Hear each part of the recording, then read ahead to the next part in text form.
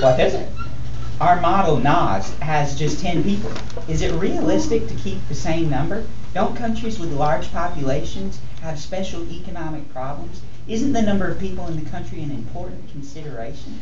Well, that can be and often is. Let's take a look back at our model. As a matter of fact, remember Ross? Remember that the other country with a standard of living of only 10,000 bucks. Let's use Ross as an example.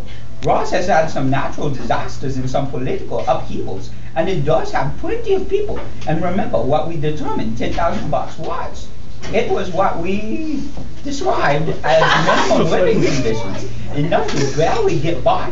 What would happen if the leader of Ross decided either to paint more stripes down the roads or do some other worthy project with the government's funds?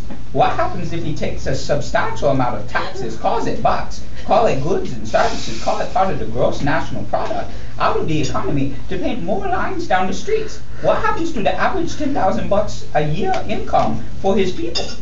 Professor, it has to go down. Well, you are correct. It has to go down. But remember, they were already at the barely get by level. What kind of shape are the people of Ross in now? What happens to people who didn't have adequate shelter or enough to eat, clothes on their backs? Tom, you're the history teacher. What do these people do?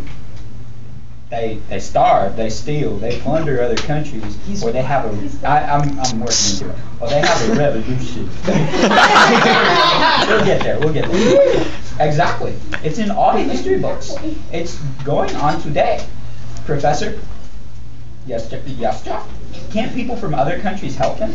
Yes, Jeff, they do. But so often that means not just feeding the people of Ross. Unfortunately, so much of the help goes to their great leader, who insists on painting more stripes down the roads. Or the people of Ross go on so long with help from NAS that after a while they expect it, even demand it. Sooner or later, the people of NAS say, we're not going to help you people of Ross. It lowers our standard of living. You help yourself. Now, let's get to the question. For the sake of this discussion, let's suppose that Ross has 100 people in it, including its leader, the great leader of Ross. And he has decided, knowing it's a fairly poor country, that everybody is going to make the same amount of money. They all work at their different jobs, but they are going to make the same amount of money, 10,000 bucks a year. As a matter of fact, even the leader only makes 10,000 bucks a year because he is noble.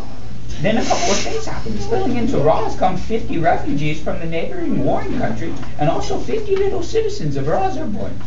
So now the population of Ross is 200, not 100. Let's suppose the 100 new additions produce nothing. What is the standard of living for Ross now? Well, Professor, it's the same